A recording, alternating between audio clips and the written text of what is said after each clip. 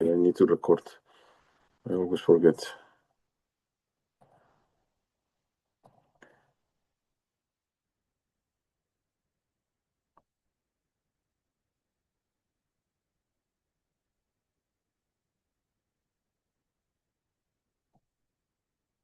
Okay, can you see the whiteboard? Yes. Okay. Yes. Perfect. Okay, we're here. Perfect. That's super good. 9 people, 10 people. Okay, so it's all of us. Yes, all of us. Perfect. So you're familiar with the membrane potential. Yeah? What is membrane potential? Yes.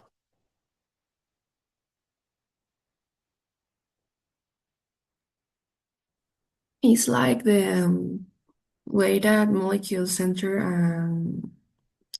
and get out of the cell for it to activate, and like the order that, in which they do so, like the peaks and um, downs that there's in the potential of the electric circuit that aligns with those molecules. Okay. Okay. Something like that. So if we imagine something, right? I'm very bad on drawing, but I'm even worse with the mouse. But let's try to imagine this thing. So if we imagine this is the membrane, right? So this is the membrane of a neuron, basically. What do we have in the membrane and of the neurons?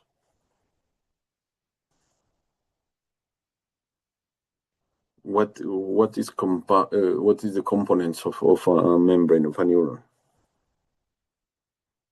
And phospholipids? Phospholipids, that's the first thing. So we have phospholipids here if we put them somehow. What else do we have? Receptors? Receptors. What are the receptors?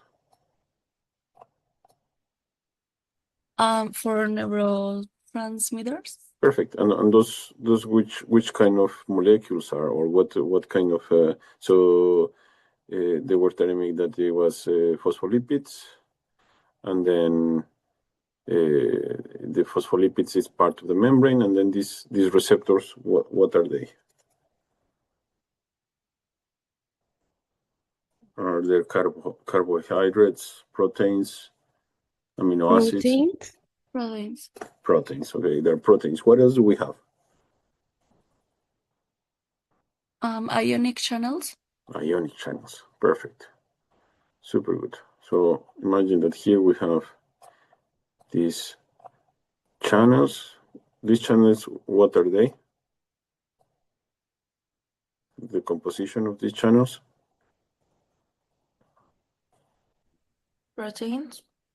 Also, they're also proteins. Okay, so here we have that the neurons are very special because, of course, neurons are cells, and neurons inside, they have a lot of more proteins, and all of these proteins are charged by the compositions of the proteins, right? So they will have a terminal that is going to be more negative or more positive depending on the conformation of the proteins. So that means that here our membrane will be charged. You for sure have seen this. This is kind of just to remember what's happening. But this is important for us to know because this is also gonna help us understand the next topic, that is epilepsy. And what we have is a difference in the potential of the content of the neuron with the extracellular part. Do you remember that part?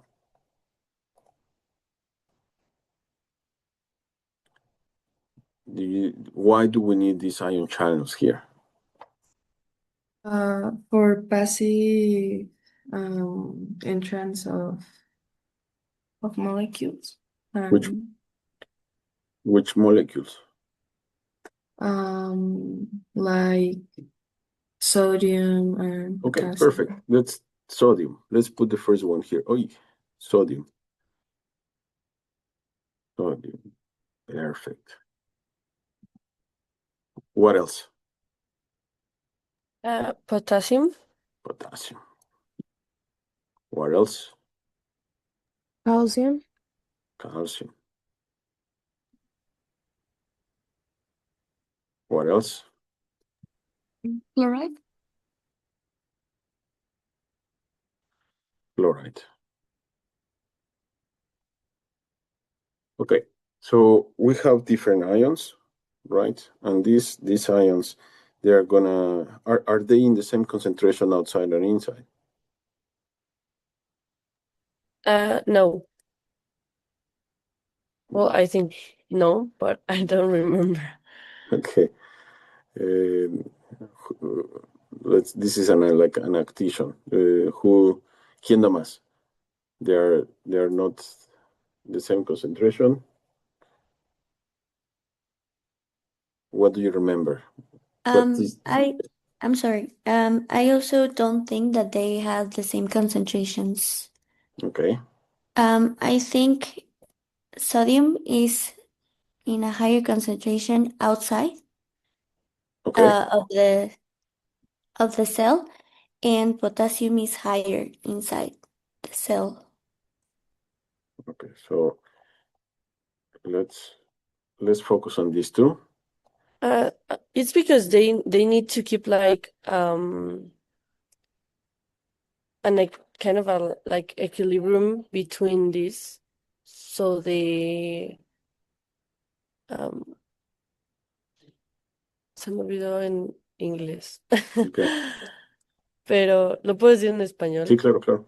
Ah, ok. O sea, que necesitan como estar en un equilibrio para que como este mecanismo pueda funcionar de manera correcta, porque siento que si todos estuvieran o todos adentro o todos afuera, no se va a tener el potencial de acción porque no estamos teniendo como este intercambio de los iones, ¿no? Okay. Yeah, that's actually what the human body and the brain and this came into the conclusion that we needed a different concentration. Okay, if we have a different concentration, I mean, if we reach the equilibrium, what will happen to us?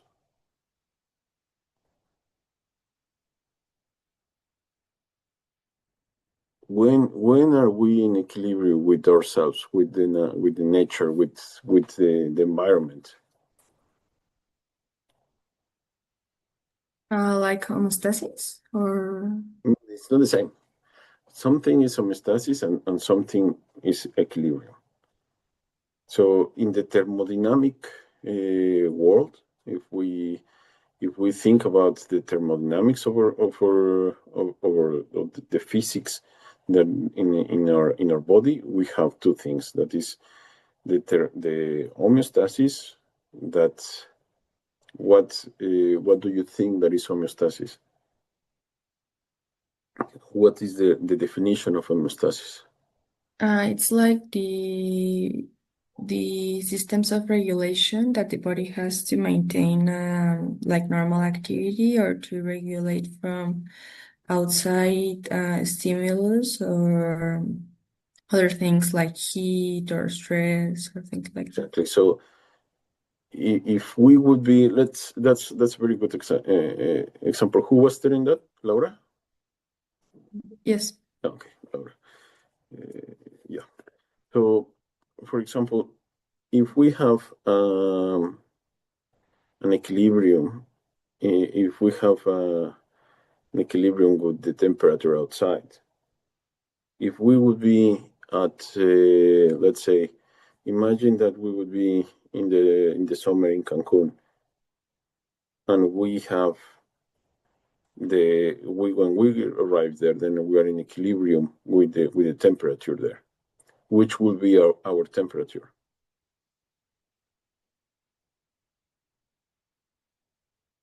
Imagine that the Cancun we are at 40 degrees or 38 degrees.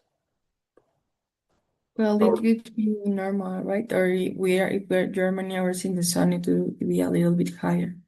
But exactly, not like and we would be like me here and then we will be at -10, or temperature in equilibrium would have been the same, -10. So that's the difference between equilibrium and homeostasis. Homeostasis, all the systems that they need to regulate to keep the function of our body, right? And the other is the equilibrium. When we reach the equilibrium, means with environment, with the outside, it means that we are dead, because then all of our processes are getting in the perfect equilibrium with the environment. So one thing is that we have equilibrium in how these ions are working outside and inside of the cell, but then we have that these ions they need to be in an homeostatic concentration. Okay, so this is a different concept. So who can tell me what happened with so this, when we have this difference in the ions here, so we will have that, for example, our neurons are negative. The membrane of neurons are negatively charged,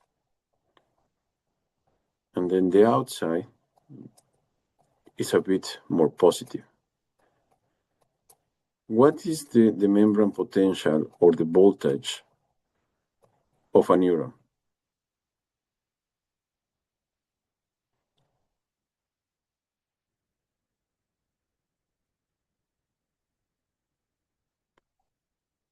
That's super, super, super important.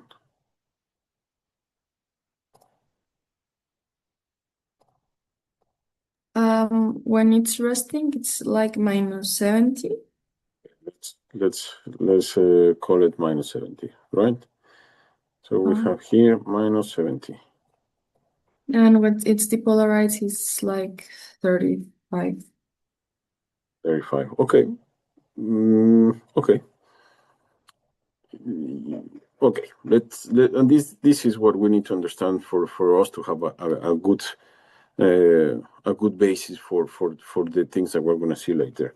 Okay. So here, for example, we have all of these neurons, and the disequilibrium between the ions outside and the ions inside, and with all the ion channels are closed, when we don't have activation of receptors, when everything is good, with everything in our body, in our brain, is good in the sense that we are not doing anything.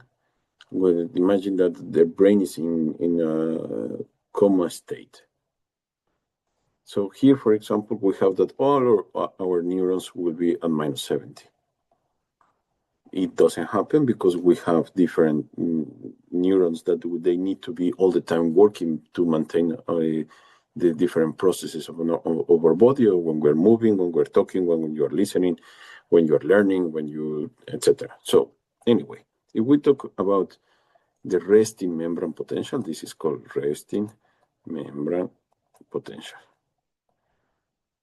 And so here, for example, we have it at -70, and then when we do a recording of these cells, the cells are like this. Okay, around -70. For example, in my lab, what we do, we record these cells, and actually, normally, all the time, they are -60.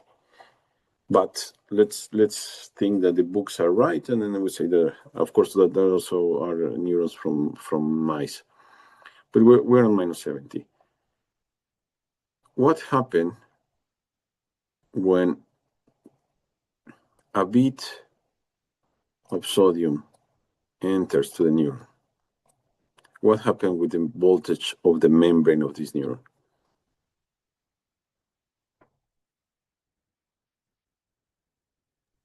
It becomes more positive. It becomes more positive. Okay. Yeah, so it has to go up. Okay, so those like this, right? Let's say that because a bit of sodium went in, we are now at a -60. How is this neuron now? How can we call this neuron? Is hyperpolarized, depolarized? Depolarized. Depolarized, okay? So we don't, we don't need to reach any specific voltage to say that it's depolarized. Now we imagine that some chloride went inside of the cell. What will happen to this? It will become more negative. More negative. Let's say that we are here, minus 90. How we call this that is the state of the membrane of the cell? Hyperpolarized. Hyperpolarized, okay? And these are the dynamics of our brains. That's of the neurons, that they go from depolarized to hyperpolarized. What happens if we have sodium going inside or potassium going outside to a level that is minus 40?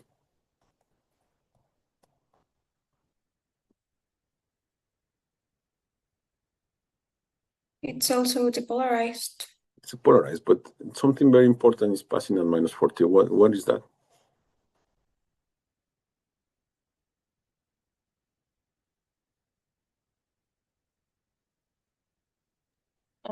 Action potential. Action potential. Why? Because the channels are like activating Which channels? The sodium. sodium. Which ones?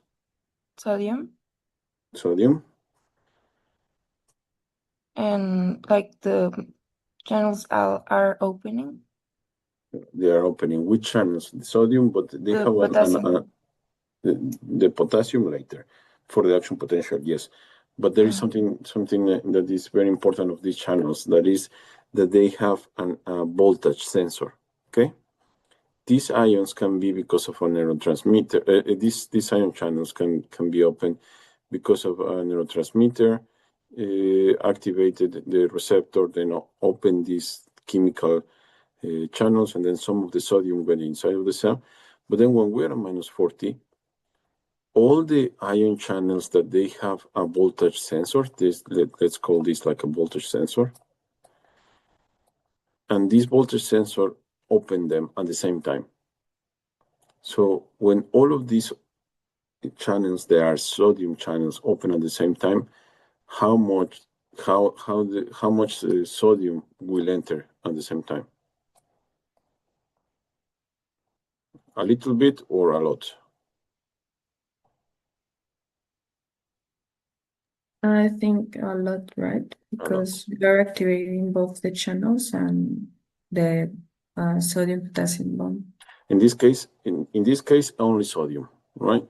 Sodium is activated because of this voltage sensor that these channels have, and then let's imagine that we reach plus 40. So you see, you can activate a little bit these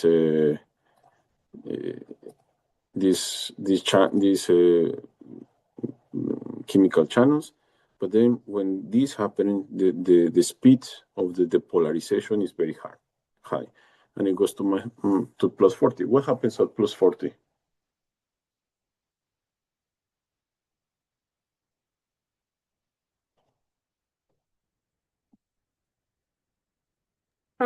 The action potential happens and it has to repolarize and come back to the baseline of minus 70. Yeah, how does that happen? How in the neuron that is happening?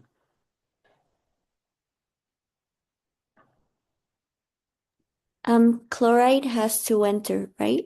No. Oh, wait. We're talking about first. We have for the depolarization phase. We have been talking about. Yeah, Laura. The sodium voltage channel closes, like the channel that's okay. like, they don't close; they inactivate. That's a and the one with potassium activates. Exactly, perfect. That's the way. So first of all, at this point, the channels, the sodium channel, these channels, they inactivate. And then we have the other ones that are the potassium channels that they activate. And then what happened with the potassium? The potassium that is inside has to exit the cell for the gradient de concentración. Yes. The gradient. I mean, it's a concentration gradient. And then here, what it happens, so that the positive charge is now leaving the cell, which means here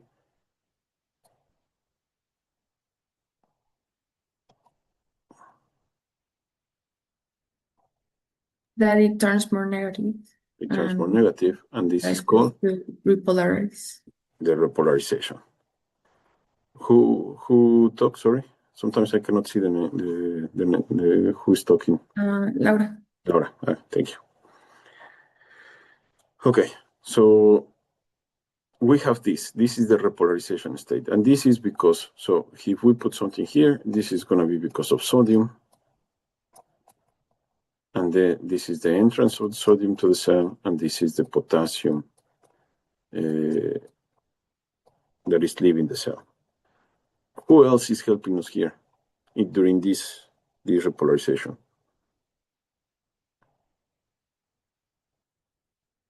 There is a protein that is very important. You need ATP to make it work. And actually, this protein is that important that 30% of all the energy that you produce, all the food that you are eating to maintain that you need, let's say, because I just ate a hamburger that I shouldn't have, but like the energetic demand that you have, 30% of that is to maintain this protein functioning.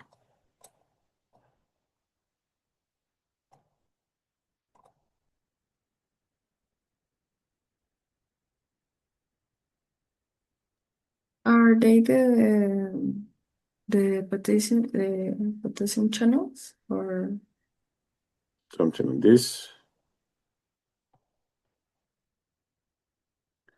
This is the pump, the sodium potassium pump, la bomba sodio potasio. Have you heard about it? Yes, no, yes, Estrella. Yes. Yeah. Mhm. What do you know about it?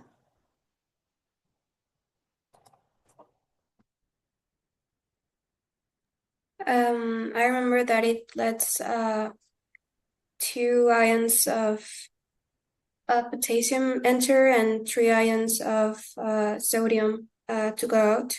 Exactly. So we have, so this who was it? Sorry. Estrella. Estrella. Oh, thank you. So in this case, we have that what this pump is doing is actually taking everything that is supposed to be outside, and everything that's supposed to be inside, right? So that's the whole thing, and to the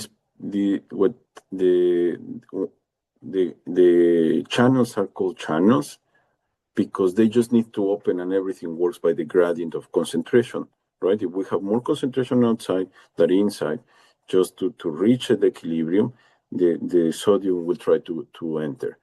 And then the potassium, the same, when you open these channels, that's basically just the gradient. But then when you need to force ions to go in and out against their gradient of concentration, then you need to put some ATP. And that's very important. So then you need this energetic component here. And then when that happens, then we have an action potential. And what happens when we have an action potential? For what is the reason that we need action potentials? To activate the neuron to fulfill its function. Inactivates. Sorry again. To activate the neuron so it can fulfill its function. Yeah, basically. And okay, I like it. What is the function of a neuron?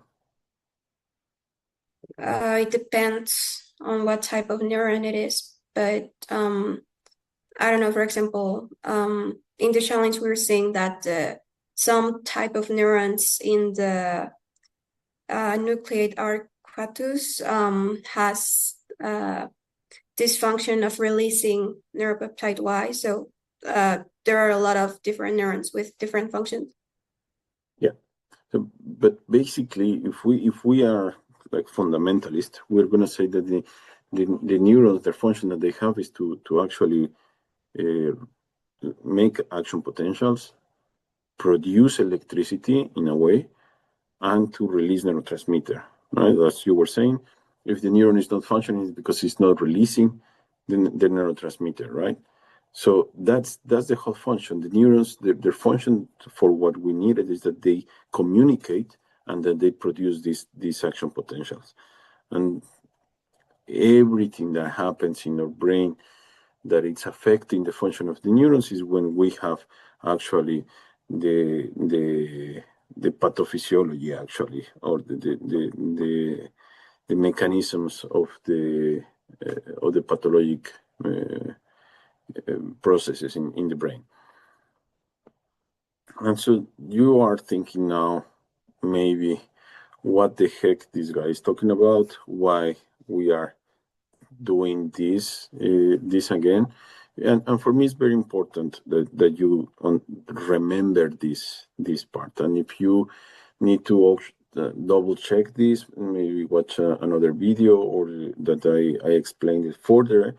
It's very important that we know the basic. This is the basic of the neuroscience. This is the all that we need to deeply understand to understand how our neurons are working, right? So, questions here. Estrella says no.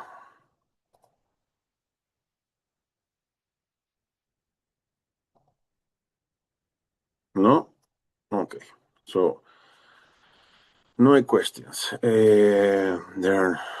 Let's continue then. So, let's close it. Okay. Okay. Now, I'm going to share. Again, we're going back to the presentation. Can you see it? Yes.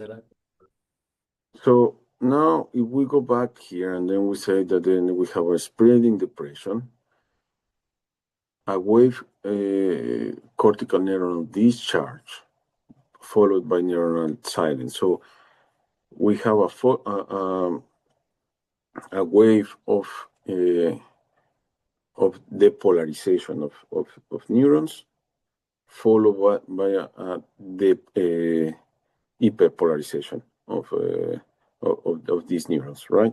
So, what? Sorry, why we have this one? No, this shouldn't be there, but okay. So then the question is, what is cortical spreading depression? And this is the important part. So look what is happening here. The theory says that the depolarization, the spreading depolarization, starts from the visual cortex. This is the visual cortex. I was telling you last class, that this is the closest to the cerebellum. Here is where we have this part, and then what can you see here? What happened when we have potassium going out? There's a repolarization. Sorry? If potassium starts going out of the neurons, Mm-hmm. there's a repolarization, right? hyperpolarization in this case. If you remember, we have that the neurons, they have more potassium inside, so more positive charge, and then if the potassium is leaving, then we will have an hyperpolarization of the cells.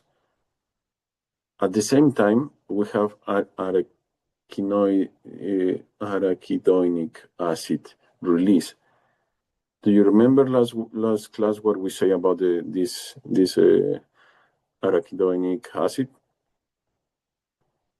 Or maybe what did you see in your homework? That it releases COX, cyclooxygenase, that will cause mainly pain. Exactly. So we have something that if we release this, then thanks to the enzyme, then it will transform something that I will ask you later on, and then it will cause pain. Basically, that's the other thing. And then what is glutamate? It's an excitatory neurotransmitter. Okay, so which means that it will depolarize the neurons. It's going to depolarize the neurons. So we have a complete mess in the brain, which it's very interesting, but which, like here we have this part. Just imagine that something is happening, and by the way, we don't know why it's happening, right? So this just people that it seems that there's people more sensitive to some things. But here, for example, we have that this release, that all of this just generates more depolarization. So you imagine right now that one part of your brain start activating without you doing that, and it's, in this case, for example, it's starting from the visual part. So then it makes sense, right? That here we are having activation or this visual parts. But what will happen, for example, if instead of that we are activating the somatosensory cortex or the motor cortex, where we will have the problems? For example, if instead of that one part of the brain is activating, let's say, the arm neurons, you might have spasms in the arm, and then you will have this kind of sensations. So it's like a virus entering into your computer. It's a virus that entering into the brain, and it's activating parts that they should not be activated. So this is what happens. So it's spreading the polarization at the beginning, followed by a depression of it. So here we have that this is the first part. Then we have that because of this arachidonic acid.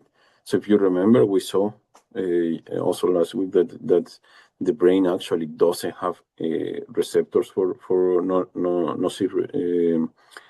nociceptors. So, but we have nociceptors here. Sorry.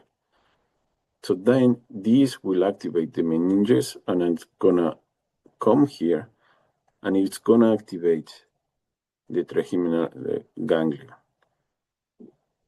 What is this? Why do we say that it was this trigeminal ganglion, or this? Yeah.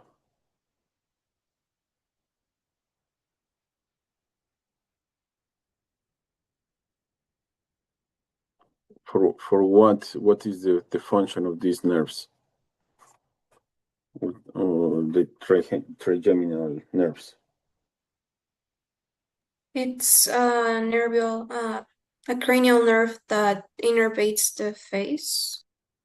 Yeah. So basically, it's going to activate this pathway of the nerves that actually are controlling, but also sensing the different parts. And that's what we're saying, that you can have pain in different parts of your face, and then it will come to your brain.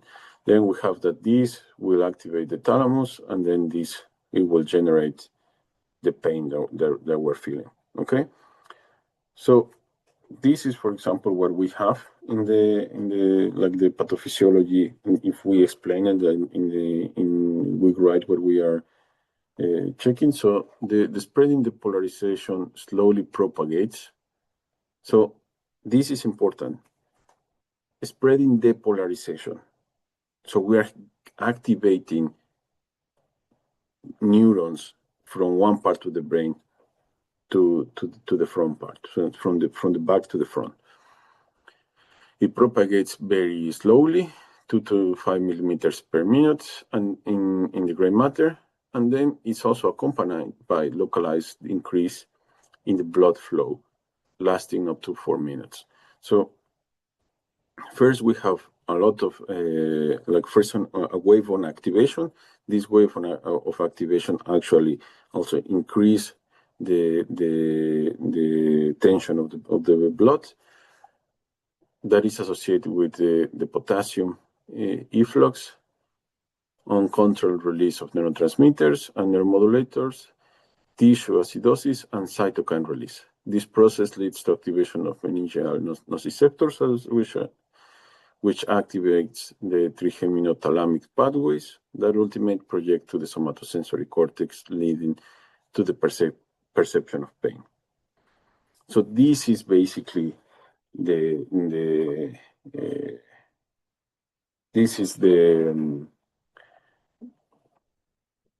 cortical spreading depression. And there is here, this I haven't put it there. I'm gonna show you now that we have here where it is. No, it's not this one, sorry.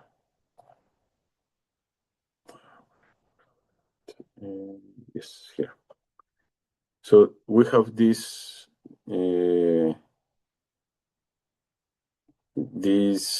article that I was actually published last year, that is actually spreading the polarization as a therapeutic target in migraine, and this explains very well all of this. If you want to, I took this image from here, so I'm gonna share this also with you for you. You want to have another read from this topic, okay?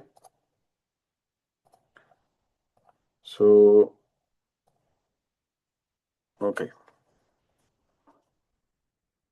I'm going to explain this again. We're going to explain it slowly, and then at the end, you have to help me to explain it in your own words for you to understand it. Okay, so then what we were talking about, and that's why I wanted to explain this to you, is that the hyperpolarized neurons that became relatively depolarized, triggering a spread reduction in blood flow in the region, is lasting for 2 hours. Okay, and this can be detected by neuroimaging. But so these neurons, when they are hyperpolarized, so that's why it's called depression.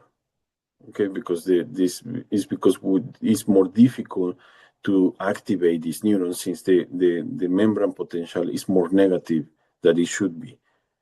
Okay. So then we have the numerous the release of the neurotransmitters and neuromodulators, including glutamate, influx of water and sodium and calcium. So why is it's important that I was talking about this trigeminal vascular system? Again, it's not completely understood, but this is what's gonna lead to pain, and the problem of this is that the trigeminal ganglion, it's gonna activate, it will activate the arteria and the blood vessels. So those, if you remember, these vessels and arteria are in the dura mater of the brain. So for that, for us to really understand what is happening, we need to understand and to check again what is the meninges. And this meninges is where we were talking. As some of you told me that actually we feel pain because of the meninges, and it is true. Is when we have these changes in the blood flow, and that they actually what they have is these receptors of nociceptors that translate the pain. So when we talk about in the meninges, when we talk about neurogenic inflammation, it's this phenomenon. It's characterized by the release of potent vasoactive neuropeptides, and this is very important because it's the part that you need to understand based on the syllabus that I gave you. That is the calcitonin-related peptide, CGRP, and the substance P and the neurokine A.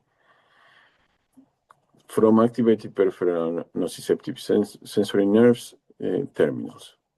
This we also saw what were the difference between the fibers, how fast they conduct the information, and what these different substances or neuropeptides are doing. They generate a cascade of inflammatory tissue responses, the vasodilatation, and this is the next part, right? So first we activate the brain. We activate the brain by this depolarization, and then we have this cascade of inflammatory tissue responses that will generate arteriolar vasodilatation, plasma protein extravasation, and the granulation of mast cells in the peripheral target tissue. Okay. So when we're going back to another image that we saw last week, but this is the whole point that you need to understand. What can you tell me about this pattern? What did you see? What did you check in your homework? Do you have something to share?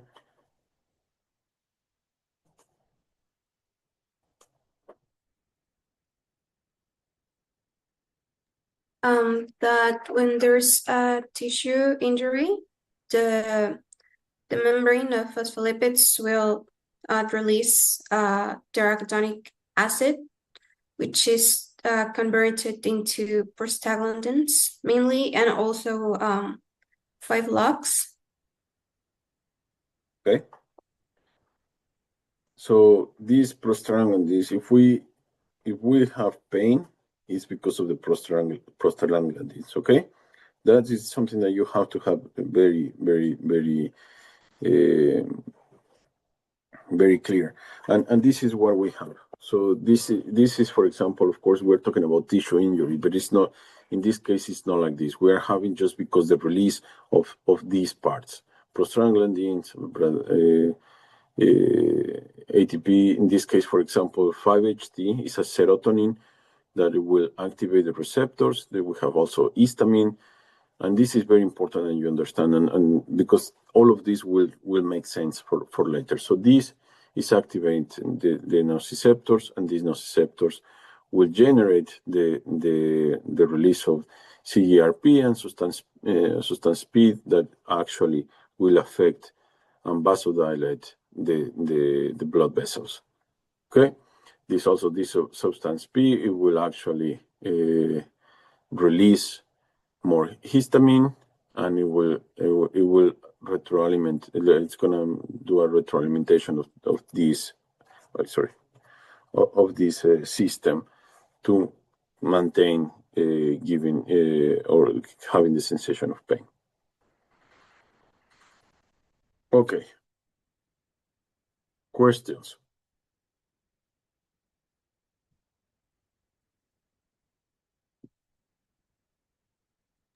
No, everything was clear.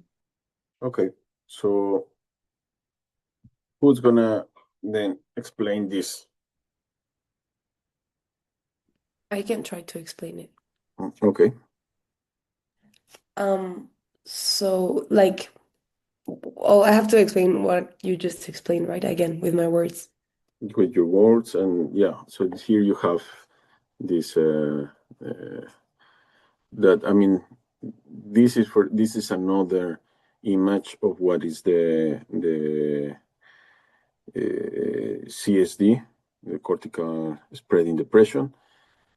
What are we looking there? I mean, everything is there. So what is what we have there? Well, the image looks a little bit complex, but I understood that the trigeminal nerve is the one that like starts these, well, the headache, because it's not completely, even though it's not completely understood. Wait, actually, I do have a question. From the last slide, you mentioned that, for example, prostaglandins and histamine like have a role in this, in the activation of the nerve. I understood. So, okay, that was my question. Okay, so those, even a type of serotonin you said, can activate the trigeminal nerve, and this will cause in the brain the liberation of neuropeptides that are related. Well, I don't remember the names, but basically those are going to cause vasodilatation and even like the presence of mast cells. And that vasodilatation in the brain is going to lead towards the pain that we feel in the meninges, right? Okay. I tried. That no, it's good. It's good. I like it. I think you just jumped something important. We arrived to the kind of half of this CSD. Who can give me the first part?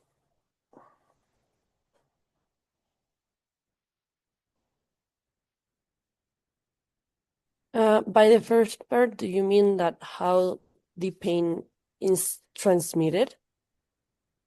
Before the pain. Or ah, So okay. we need to understand different things. So okay, let's see, Maria Fernanda. Well, if I'm not wrong, the first thing will be the hyperpolarization. Okay. And well, when the neurons, as you mentioned, are hyperpolarized, their potential action is more negative than it should be. So this also is like, while this is happening, also there's like the release of arachidonic acid and glutamate, which reaches like in the top, and there was that the meningeal nociceptor receptor, and then that signal go to the trigeminal ganglia, and then to the, well, yeah, and like that's like the connection of the all the nerves in the head that leads to the pain. Exactly. So, I mean, just one thing. First, we have a depolarization. First, we have an activation of the neurons. So first, we have action potentials, and then after that, we will have like a hyperpolarization of the neurons, so they are not going to be active anymore. And then now I'm going to show you something, and then you may understand, and we're going to see it again, and maybe you will understand a bit better some of the symptoms that we would get to this. But then, as Mario Fernanda was saying, then first we have the disactivation will release these neurotransmitters. They're going to release the arachidonic acid, and this arachidonic acid will reach the receptors in the meninges, and the meninges will communicate to the trigeminal ganglion, and then from the trigeminal ganglion, we will have the second wave that is what actually generating the pain that we have, right? Let's go back to something here. I want to show you here. So for some reason that we don't understand, or that we don't know yet, it's apparently because the people suffering from migraine, they have some they are more sensitive for something, and then they have all of these in the prodrome part. They have a lot of symptoms like fatigue, drowsiness, yawning, etc. That this could be an hypersensitivity or an activation of some, it's more an hypersensitive. There's hypersensitive to some kind of food. There's hypersensitive to light that actually could trigger these effects. And then we have the aura, right? Then here we have that the activation of the visual part is gonna give us this distortion in our vision when it's visual, when we have that the activation of the brain starts from the visual part. But then we can also have it from other sensory parts. If we focus in the brain, the part of the brain that it has, for example, numbness of the face or of an upper extremity, for example, or that maybe that part is also affecting the language and you cannot communicate. Other motor dysfunction rarely, but also that can happen. So then that is the first part. That is the depression part, the activation, the spreading cortical depression that is happening in your brain. And then at the end of all of that cycle, when we have the activation of the trigeminal nerve, and when we have the extravasation of all of these substances, then we have the headache. Okay, and then we have this specific that is unilateral, so one part of the brain, throbbing, and then there's another symptom that increase with this, like photophobia and phonophobia. So imagine that all of that activation and the activation and all of these blood vessels, like actually affecting the brain, they do it for some hours. And then after that, then you have to recover again. So you need to bring to homeostasis everything again, and you need to recover the ions, the neurotransmitters. So that is what is gonna affect this recovery phase. Okay. So if you like, if we are understanding what we are saying here, every part of the migraine has an explanation, right? And that, for example, we can actually understand maybe a bit better when we talk about the treatment. So, for example, mild to moderate attacks can be okay, but let's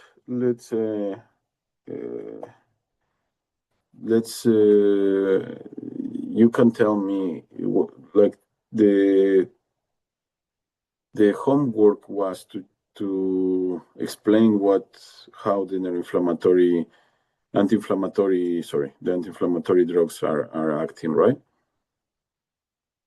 Who wants to share the homework?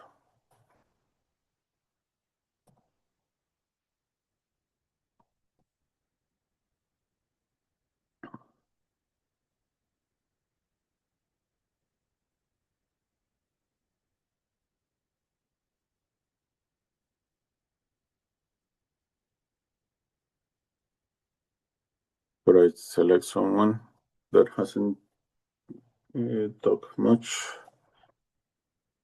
today.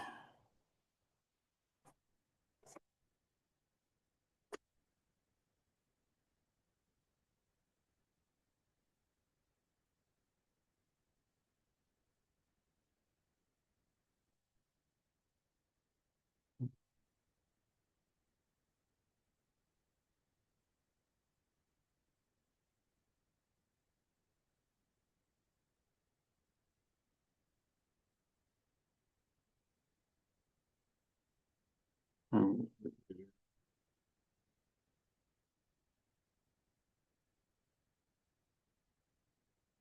Fernando, is the first time that you joined the course. Did your classmate have share with you what is happening? No, but I also didn't ask, so I didn't did the homework. Okay, then I as I was telling you last time, I'm not sorry, not last time, earlier today. I'm gonna I add an activity in Canvas where you will need to submit this tomorrow. Yeah, you have until tomorrow to do this. Someone else? Luna?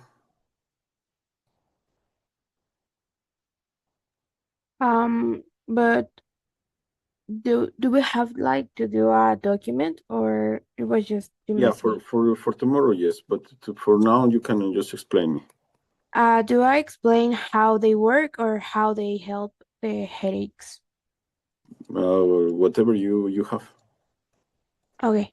Well, basically, the anti-inflammatory, the non-steroidal anti-inflammatory drugs, I searched that it was like ibuprofen, aspirin, and naproxen, and they reduce the pain by inhibiting the cyclooxygenase enzymes that Estrella mentioned, the COX-1 and COX-2. And these enzymes are responsible for converting the arachidonic acid released from damaged cell membranes into prostaglandins. Um, and these are key mediators of inflammation that sensitize yes sensitize is nociceptors, and they increase the vascular permeability and promote pain signaling. This by blocking COX activity. Great. Yeah. And also, although COX-1 is involved in physiological functions such as gastric protection, COX-2 is primarily induced during inflammation, making it the main target for pain relief. Cool. Yeah, basically that's what I need you to remember, and that's come the importance of these processes. For example, releasing the arachidonic acid. So I'm gonna put you a quick video that like from the same. I'm gonna share this. Wait.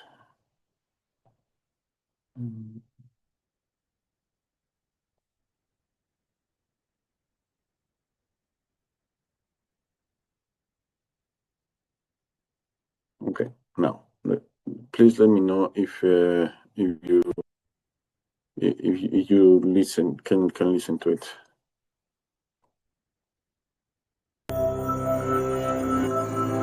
Yes. Thank you.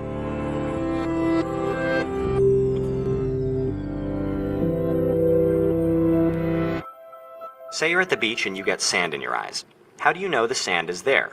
You obviously can't see it, but if you're a normal, healthy human, you can feel it. That sensation of extreme discomfort, also known as pain. Now, pain makes you do something. In this case, rinse your eyes until the sand is gone. And how do you know the sand is gone? Exactly, because there's no more pain. There are people who don't feel pain. Now, that might sound cool, but it's not. If you can't feel pain, you could get hurt or even hurt yourself and never know it. Pain is your body's early warning system. It protects you from the world around you and from yourself. As we grow, we install pain detectors in most areas of our body. These detectors are specialized nerve cells called nociceptors that stretch from your spinal cord to your skin, your muscles, your joints, your teeth, and some of your internal organs. Just like all nerve cells, they conduct electrical signals, sending information from wherever they're located back to your brain. But unlike other nerve cells, nociceptors only fire if something happens that could cause or is causing damage. So, gently touch the tip of a needle. You'll feel the metal, and those are your regular nerve cells. But but you won't feel any pain. Now, the harder you push against the needle, the closer you get to the nociceptor threshold. Push hard enough, and you'll cross that threshold and the nociceptors fire, telling your body to stop doing whatever you're doing. But the pain threshold isn't set in stone. Certain chemicals can tune nociceptors, lowering their threshold for pain. Now, when cells are damaged, they and other nearby cells start producing these tuning chemicals like crazy, lowering the nociceptor's threshold to the point where just touch can cause pain. And this is where over-the-counter painkillers come in. Aspirin and ibuprofen block production of one class of these tuning chemicals, called prostaglandins. Let's take a look at how they do that. When cells are damaged, they release a chemical called arachidonic acid. Now, two enzymes called COX-1 and COX-2 convert this arachidonic acid into prostaglandin H2, which is then converted into a bunch of other chemicals that do a bunch of things, including raise your body temperature, cause inflammation, and lower the pain threshold. Now, all enzymes have an active site. That's the place in the enzyme where the reaction happens. The active sites of COX-1 and COX-2 fit arachidonic acid very cozily. As you can see, there's no room to spare. Now, it's in this active site that aspirin and ibuprofen do their work. So they work differently. Aspirin acts like a spine from a porcupine. It enters the active site and then breaks off, leaving half of itself in there, totally blocking that channel and making it impossible for the arachidonic acid to fit. This permanently deactivates COX-1 and COX-2. Ibuprofen, on the other hand, enters the active site but doesn't break apart or change the enzyme. COX-1 and COX-2 are free to spit it out again, but for the time that ibuprofen is in there, the enzyme can't bind arachidonic acid and can't do its normal chemistry. But how do aspirin and ibuprofen know where the pain is? Well, they don't. Once the drugs are in your bloodstream, they're carried throughout your body, and they go to painful areas just the same as normal ones. So that's how aspirin and ibuprofen work. But there are other dimensions to pain. Neuropathic pain, for example, is pain caused by damage to our nervous system itself. There doesn't need to be any sort of outside stimulus. And scientists are discovering that the brain controls how we respond to pain signals. For example, how much pain you feel can depend on whether you're paying attention to the pain or even your mood. So pain is an area of active research. If we can understand it better, maybe we can help people manage it better.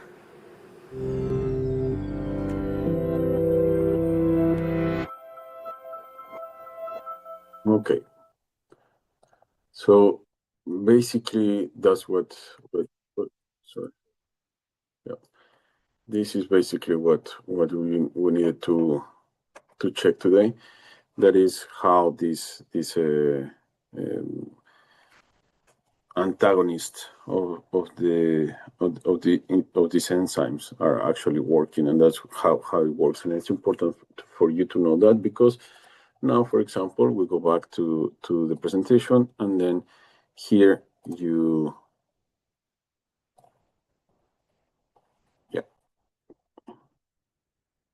so for example, here we have that the treatment for the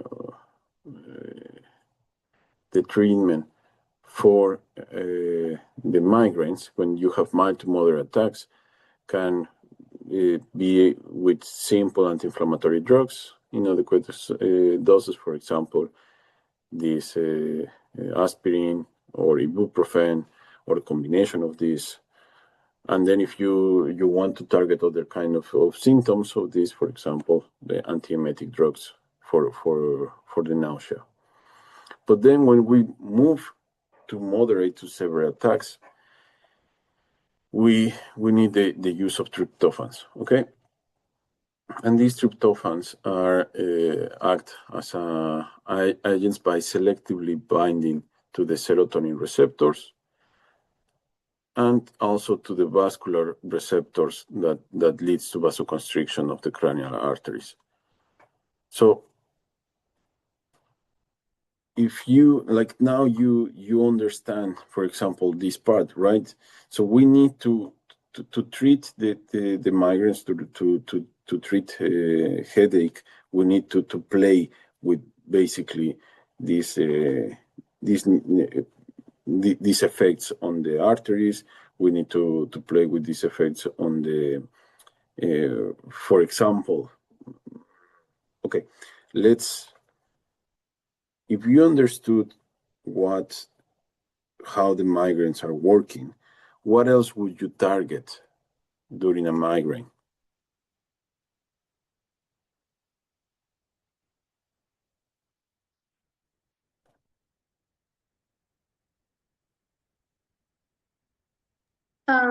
Maybe the release of substance P and the other substances from the C fevers, or A fevers that spread the pain. Okay, that would be one. What else? Also something that relieves the vasoconstriction, maybe. Okay, this is, for example, this is the triptans. These triptans, what they do is actually is binding to the receptors to avoid that there is a vasoconstriction in the dura, in the meninges. Sure, thank you. No, it's okay. But this is, for example, one of the things. What else would you do to avoid that? If we actually start from a bit before the pain.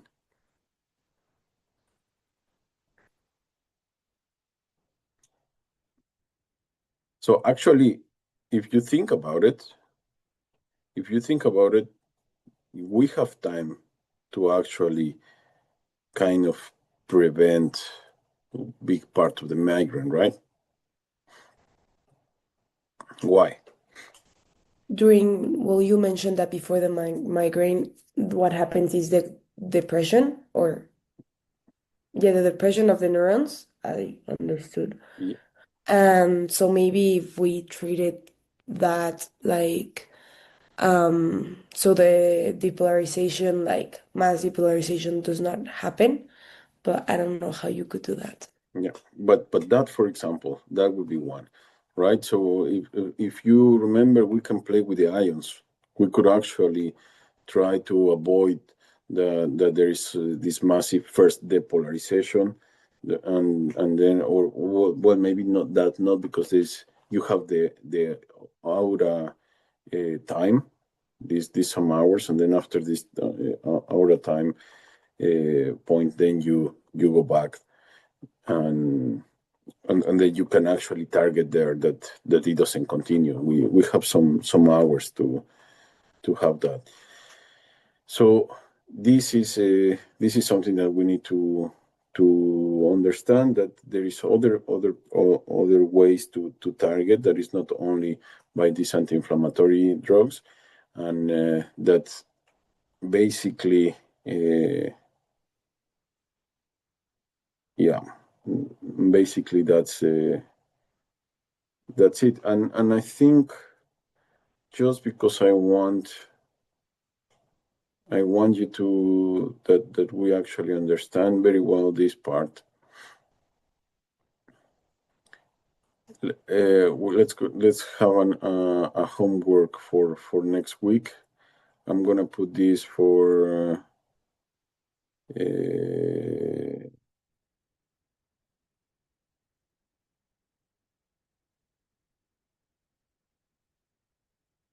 let's put this for next Monday. Okay, Monday midnight. I will do the deliverable in the also. Oh no, let's do it for next week, maybe Wednesday or something like this. I want an schematic figure of the cortical spreading depression. Okay, I want you. So that's gonna be. You can do it as you wish. You can actually even draw it and take a picture and send it, or scan it, or whatever, or in the PowerPoint. But I want the steps that we talk about, right?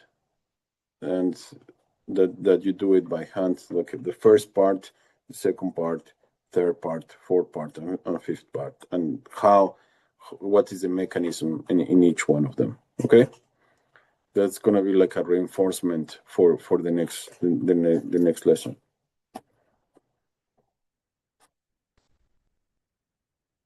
Okay, questions?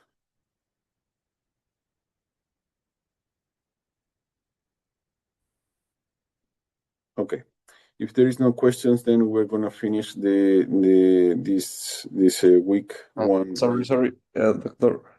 I have a question. Where can we submit the homework for this week? It's in Canvas. It's in one of the deliverables. Can you check if it works?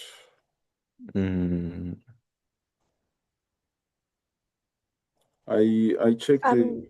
Yes, it works, but I have a question about that. It is called the deliverable with one, but it doesn't have like a rubric or anything. Do we have to have like a specific amount of pages or This is. I mean, I think I asked you last time for a half a page of each, or even. I mean, you remember last one? Okay, what was the other one? Who can tell me about the Nobel Prize?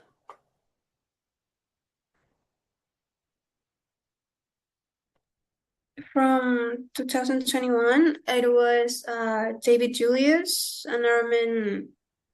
It had a weird name, but they basically discovered these receptors of sensing, piezo, I think they called it. They used capsaicin and heat for TRP 1, and the 8 was for cold and mental, I think. So yeah, that's why they got it.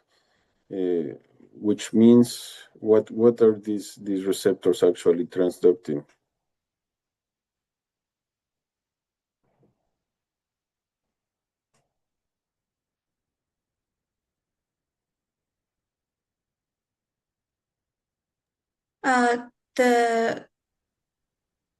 The sensory signals, well, they already knew that the nerve were the ones in charge of spreading the sensory signs, but they didn't understand it on the molecular level, which is why they got the Nobel Prize. Basically, all of this research is the base of the touch sensation and the pain. So that's why it's actually important from us. I mean, all of these that we're the nociceptors and how this transduction is working and what's the difference between a touch and between a sensation of touch and painful, it comes from their work. So that's why. So just, I mean, it doesn't really have to do anything with the content of the class, but it's important that you know that all of these work to understand what is the perception, what's the difference between the actual physiology and the perception comes from them. And just to finish this part of the week one that we're a bit behind, we need to talk about the last headache, group 1 headaches, that is the cluster headache. Okay, so this is way less common. It affects, in this case, more men than women, and this is actually because what is causing this is more related to alcoholism, to tobacco consumption, and although as the other ones they don't understand very well, but it's very specific to like you can feel it in this part of the head, which part of the trigeminal nerve will be affected here. B1. Exactly, right. So the upper one. So the sensitive the intensity is very severe. It doesn't last that long, and it's more in the adult, middle age or old age that they suffer with this. But it's just around a percentage of the population. So this cluster headache attacks always occur on the same side of the head. The pain is mainly felt in the temple, eye, or the forehead. One third of the patients are regularly awakened by the attacks at certain times of night. And in this case, it's a bit difficult to separate in between two things. One is the migraine because of the photophobia and the nausea that sometimes it comes with it. And because of the conjunctival injection, lacrimination, or running or stuff in nose, it can be mistaken by a brain tumor, for example, because brain tumors also sometimes, depending on the size, they can have these symptoms. As the others, we don't know exactly what is happening, but there is a lot of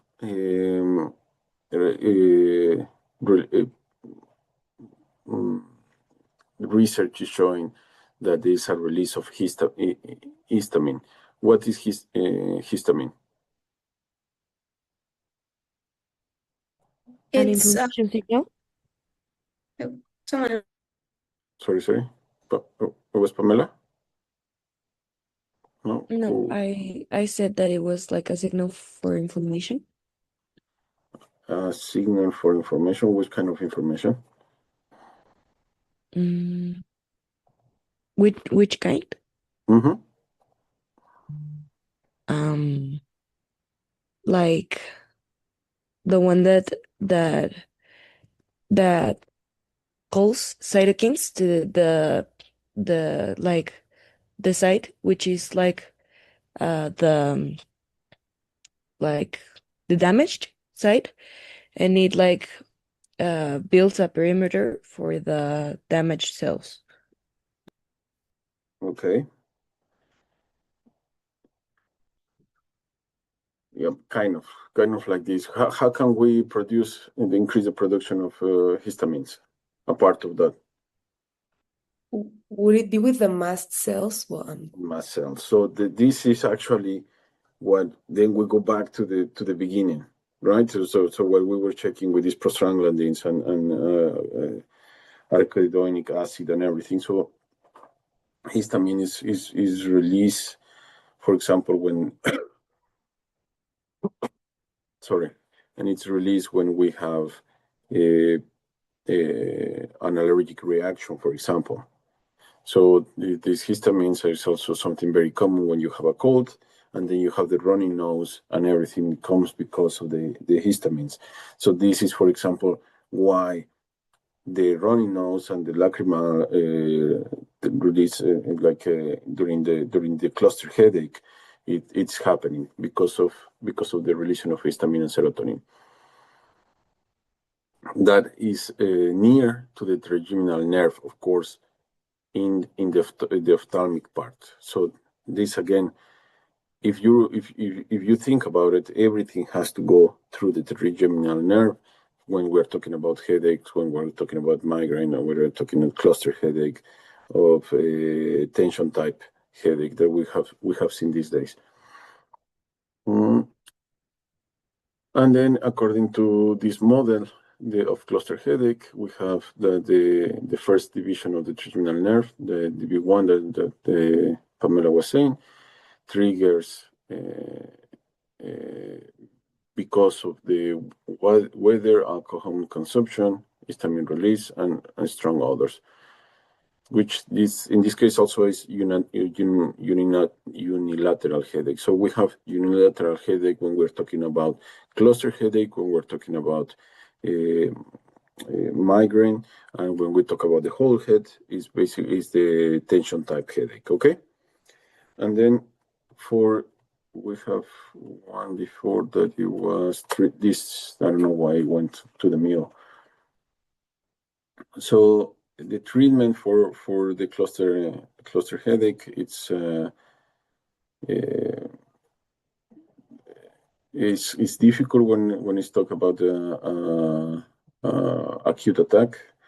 Here we can also provide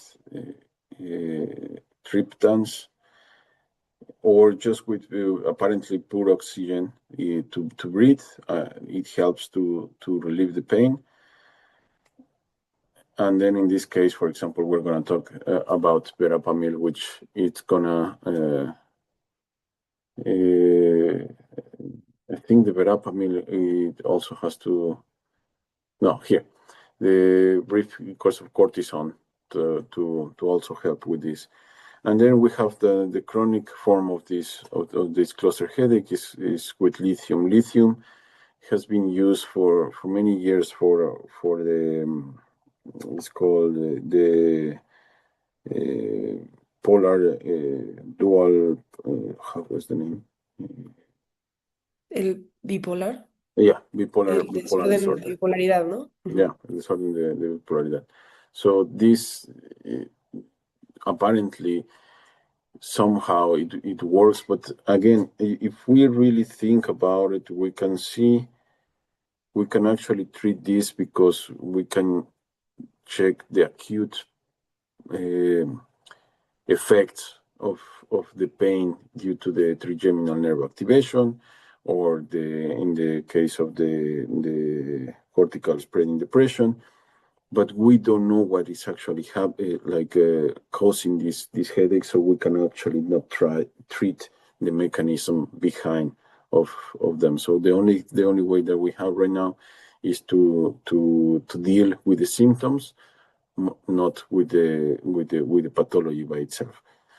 So yeah, this is basically what the first topic of the week. In the week one, we reach this part, and yeah, and that will be it for today. Do you have any question? Yeah. Could you please repeat why the treatment is pure oxygen? How would it help? The pure oxygen. So in this case, what I could actually understood from this part is that when you have okay, let's think about what happened when you are inhaling more oxygen. What will happen to the blood, for example?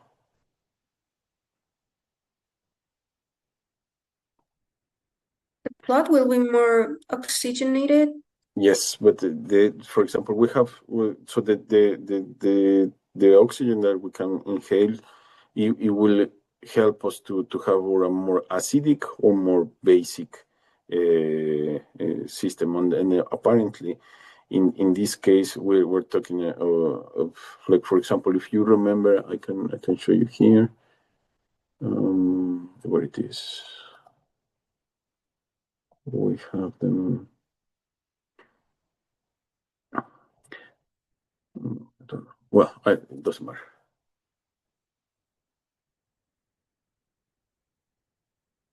So what we're gonna actually do with that is that we will provide the blood with more protons, and then when you have like more acidic part, and then these protons in somehow would help to deal with the activation of the trigeminal nerve, which yes, exactly. Yeah, we have it here.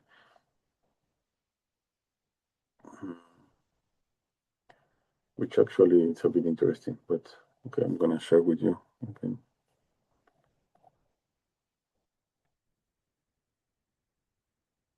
So I think it's the opposite of what I'm saying, but could be here. Wait.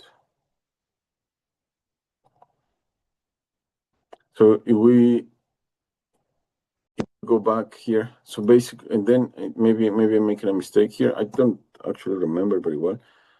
I can actually double check, but if you are like increasing the oxygen, then you can affect. I would assume that is you're lowering these protons by the rate in the blood, and that, for example, it will decrease that part, and in principle, it should avoid the activation of the receptors. Then to that, I'm not sure. I will double check it. I don't. Right now, I'm not sure, but next class I can start from there. Okay, thank you. Another question?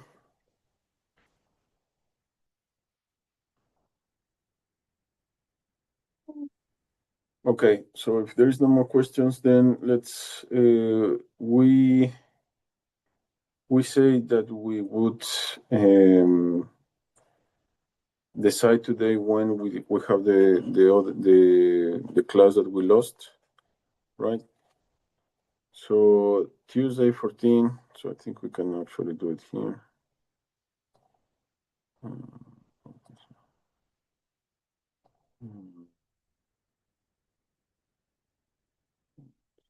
Yeah, I think we agreed to make it the Tuesday 14 at 9 a.m. Yeah, that for me it's gonna be like 5 in the morning, 4 in the morning, I think.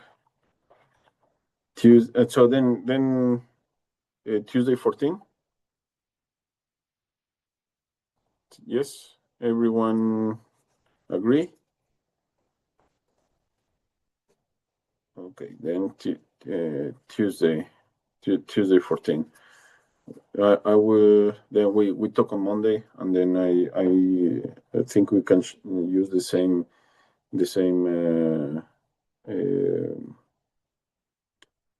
link for the Zoom, and now we're gonna use that Zoom for all that Zoom link for all the courses and all the classes. So you have the homework to deliver for tomorrow, and then on Monday I will create.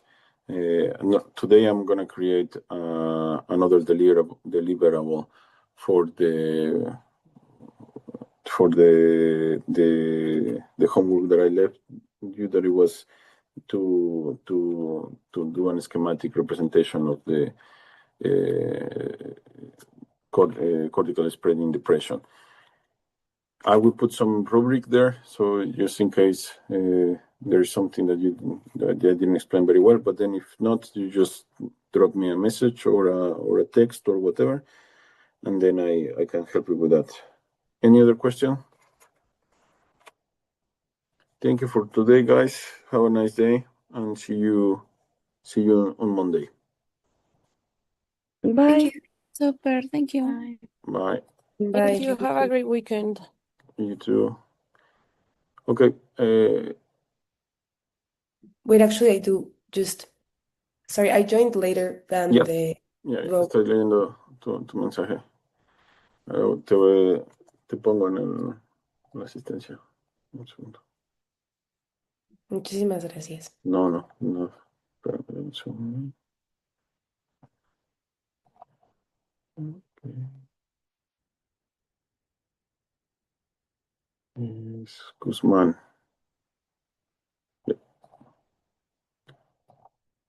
Vale, muchas gracias, lindo día. No. Tengan un buen día, cuídense. Bye.